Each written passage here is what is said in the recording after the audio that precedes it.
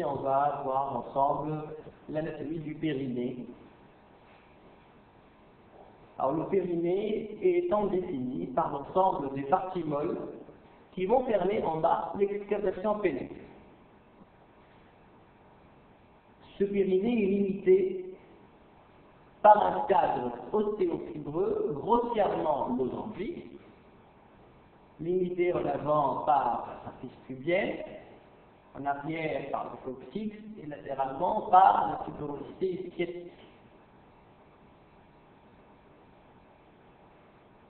Sur une coupe frontale, voici le pelvis, le plan du destroit supérieur, et voici les plans du périnée.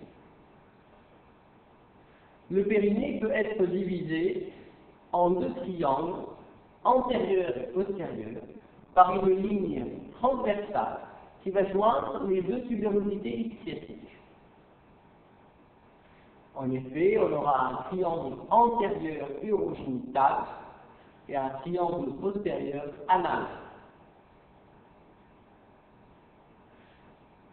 Il faut savoir que la partie postérieure du périnée, c'est-à-dire le triangle anal, est identique chez l'homme et chez la femme. L'anus qui va s'ouvrir sur la ligne médiane, en arrière de la ligne qui va joindre les deux tuberosités ischiatiques, ce qu'on appelle la ligne bi-ischiatique. On peut voir ici le bord inférieur des muscles grands fessiers qui font saillie. Et voici l'ouverture anale. La partie antérieure du périnée, maintenant, elle diffère selon le sexe. Elle est située en avant de cette ligne bi-ischiatique. Il faut savoir que chez l'homme, ces muscles bulbo-caverneux vont former une saillie longitudinale médiane qui va parcourir toute la longueur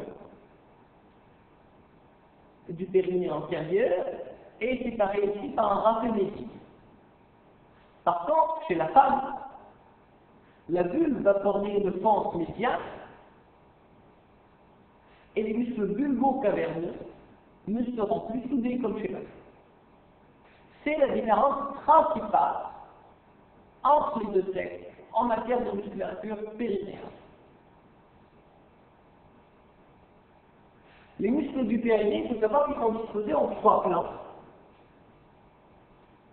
Sur cette vue sagittale, sur cette coupe frontale schématique, on représente les os iliaques.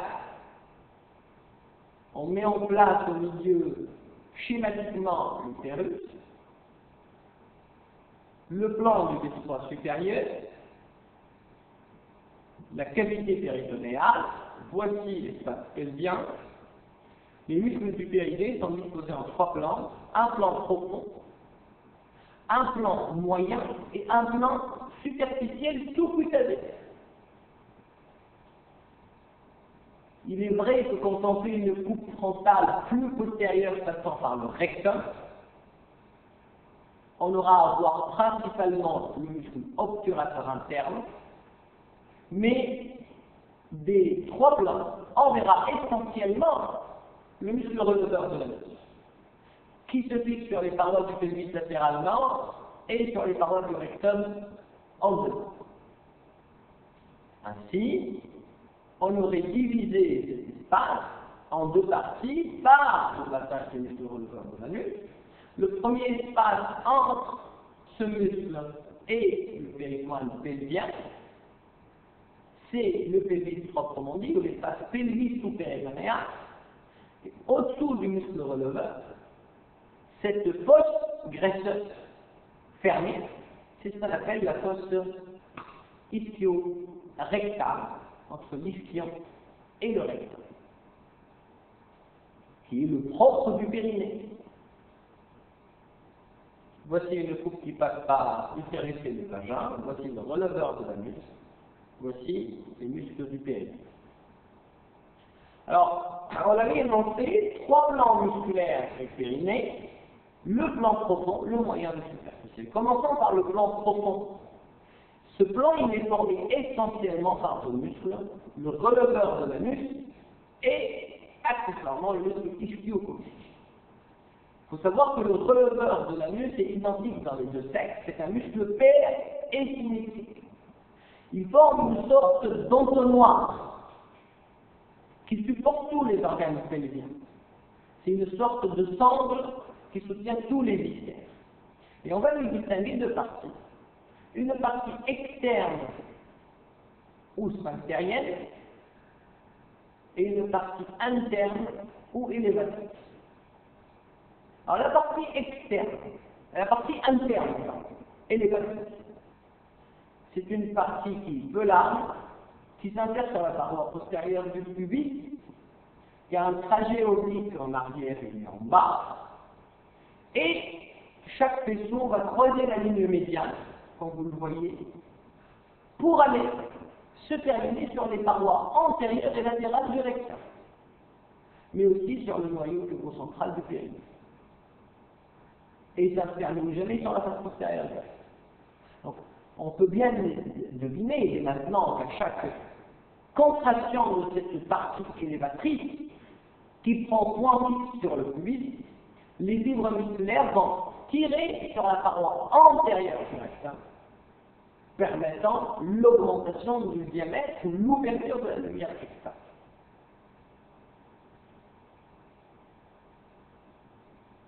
Voici le noyau fibrocentral du périnée, voici l'anus et voici la partie élévatrice qui se termine sur le noyau fibrocentral du périnée, sur les parois latérales du rectum. La partie externe, c'est la partie sphinctérienne. C'est elle qui est la plus puissante, qui s'insère sur le pubis, la membrane obturatrice, et même sur les sinus ischémiques. Et qui va comporter deux faisceaux, un faisceau bulbo-coccygien et un faisceau ilio-coccygien. Chaque deux faisceaux, à droite comme à gauche, vont se terminer sur le tracé allo-coccygien, sur la pointe du coccyx, sur la paroi postérieure du rectum. Il faut bien deviner à chaque contraction de cette partie sphinctérienne externe qui prend point fixe sur les structures osseuses iliopubiennes, ça va tirer sur la paroi postérieure du rectum et on peut donc deviner que ça va diminuer, ça va fermer la lumière du rectum. Ça, on reviendra tout à l'heure. Voici, la partie externe sphinctérienne sur ce schéma. Ce muscle releveur de l'anus est innervé par la racine S3 issue du plexus sacré. C'est un muscle qui a un rôle fondamental dans la statique pelvienne, dans le soutien des viscères pelviens. Sans lui, on aura une fragilisation très importante du périnée. C'est un muscle qui participe au phénomène de continence anale et au phénomène de défécation grâce à ces deux parties. Sachant que la partie sphinctérienne, c'est elle qui ferme le rectum, c'est-à-dire la partie externe, alors que la partie élévatrice, c'est elle qui tire sur la paroi antérieure et latérale du rectum pour provoquer une béance, une ouverture de l'anus. Voici sur cette représentation schématique le rectum et le canal anal. Voici cette sangle sphinctérienne qui, en tirant sur la paroi postérieure, ne fera que fermer la lumière de l'anus. Alors que la partie interne élévatrice, en se terminant sur les parois latérales, va élargir la lumière rectale. Donc elle va favoriser la défécation. Ceci, on en reviendra sur le cours du rectum avec un troisième facteur qui est le capanage, qui est l'angle entre l'entrée rectale et le canal anal, mais qu'on verra ultérieurement dans un autre cours. Le deuxième muscle de ce plan profond est le muscle ischio-coccygien. Alors regardez sur cette vue inférieure du pelvis, après avoir ôté le plan superficiel et le moyen, mais après avoir aussi enlevé le muscle releveur de l'anus, ce qui nous reste d'assez complément musculaire, c'est le muscle ischio-coccygien, qui prend origine au niveau de l'épine ischiotique et du bord antérieur de la grande échancrure, et se termine sur la face antérieure du coccyx et des vertèbres 4 et 5 du sacre.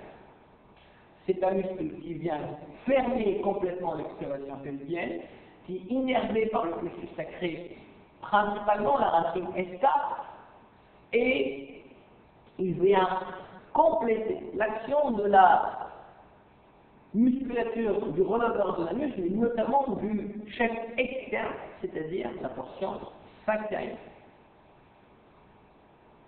Voici maintenant les deux muscles du plan profond en place, avec la partie interne et l'élastique, la partie externe avec son faisceau pubien et iliaque sphinctérienne, et voici le muscle ischio-coccygien qui complète la fermeture de cette excavation pelvienne. Voici sur cette coupe sagittale le muscle obturateur interne, le releveur de l'anus, avec sa partie sphinctérienne. Le plan moyen maintenant n'existe qu'au niveau du triangle antérieur, c'est-à-dire le triangle urogénital, et qui est fermé par le muscle transverse profond, qui est un muscle plan, et le muscle sphincter externe de l'urètre, qui est un muscle annulaire.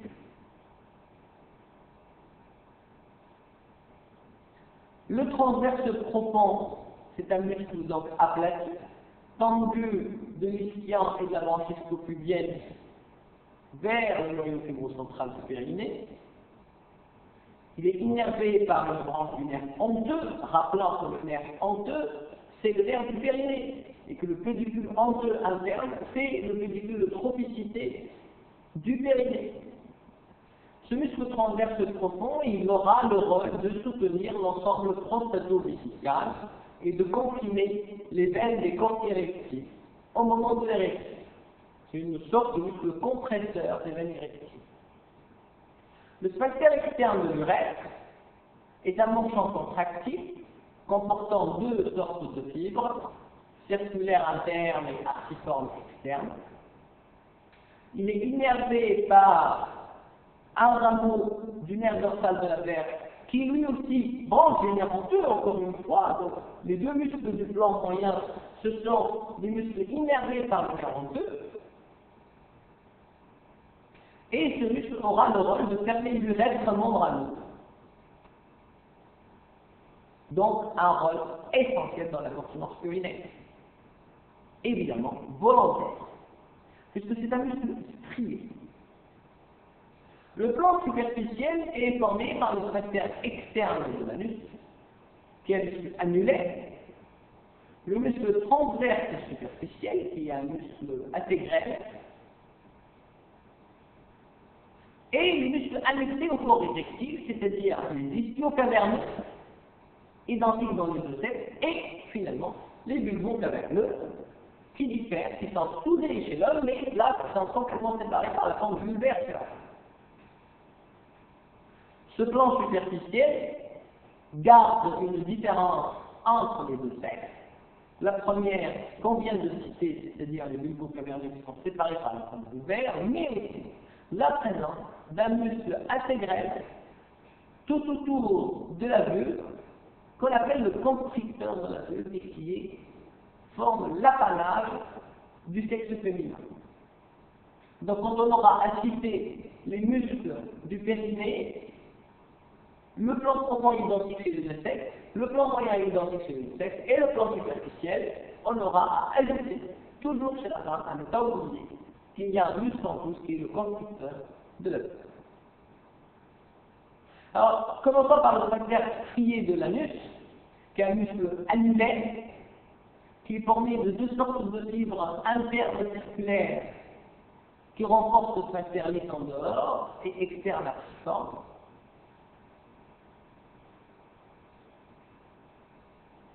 Ce muscle sphincter strié de l'anus, il a trois faisceaux, et il est innervé par le nerf honteux et le nerf postérieur né de S. Toujours le nerf honteux et toujours le plexus maxillaire qui prend en charge la musculature périnéale. Le transverse superficiel, qui va de la face interne musculaire jusqu'au râpé à W, c'est un muscle qui fixe le bulbe dans la miction et dans l'éjaculation. Il est innervé par une branche du nerf honteux interne. Le muscle ischio-caverneux, c'est un muscle érecteur, il forme un demi-cône et il va couvrir le corps caverneux. C'est un muscle innervé par une branche du rameau périnéal du nerf honteux. Le deuxième muscle érecteur, mais qui diffère chez les deux sexes, c'est le bulbo-spongieux, ou le bulbo-caverneux. C'est un muscle qui s'insère en arrière sur le noyau central du périnée, et sur le râpé médian. Il est complètement jointif chez l'homme. Chez la femme, il est séparé par la tente vulvaire. Ces deux muscles qui sont érecteurs, c'est-à-dire le bulbo-spongieux et l'ischio-caverneux, vont entourer comme un manchon les côtes érectiles de la mère et auront un rôle essentiel et primordial dans le phénomène des érections. Ils vont favoriser le maintien de la pression dans les corps érectiles en gardant l'afflux sanguin veineux à l'intérieur de cette éponge érectile et empêcher de ce fait l'afflux sanguin qui entrave l'érection.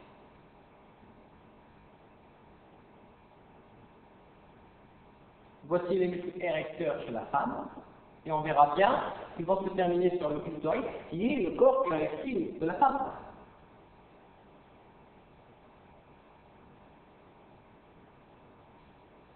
Le muscle constricteur de la vulve, qui est quand même le propre de la femme, est situé en dedans du bœuf, c'est la glande de Bartholin. Et il est innervé par le nerf honteux, c'est un muscle qui est constricteur de la vulve. Il ne faut pas oublier que ces plans musculaires forment un système complexe, complètement recouvert par des aponeuroses périnéales, qui participent au cloisonnement de ce plan périnéal et qui participent aussi à la solidité du périnée et qui sont comme des muscles organisés en trois plans, superficiels, moyens et profonds. La ponévrose profonde va recouvrir la face supérieure des releveurs de l'anus. Elle va se confondre avec celle de l'obturateur interne. Voici sur ce schéma le releveur de l'anus et l'obturateur interne et comment les deux aponevroses se continuent. La ponévrose moyenne n'occupe que le périnée antérieur, comme les muscles du plan moyen, et elle va englober les muscles du plan moyen. Alors que la ponévrose postérieure, ou la ponévrose périnéale superficielle, elle est identique dans les deux sexes et elle occupe le périnée antérieur et postérieur, et elle va se continuer avec l'autre aponévrose. Tout défect de ce plan périnéal se constitue un plan de force, et rappelons que le plan de résistance principal de ces trois plans du périnée, c'est le plan profond du releveur de l'anus, ce qu'on appelle aussi le diaphragme périnéal. Tout défect au niveau de ce diaphragme périnéal engendrera une faiblesse de soutien de ces organes. Ceci va engendrer une descente des organes à travers les plans du périnée. On aura le rectocèle qui est le prolapsus du rectum. On aura le cystocèle qui est le prolapsus de la vessie au niveau de la paroi vaginale, mais après, ça va quand même être complètement vu par un examen gynécologique en position gynécologique, chez la femme. L'hystérocèle qui est la descente de l'utérus.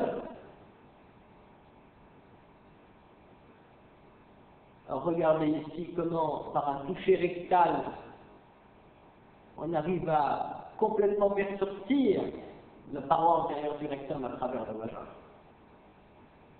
C'est une forme assez quand même avancée de prolapsus.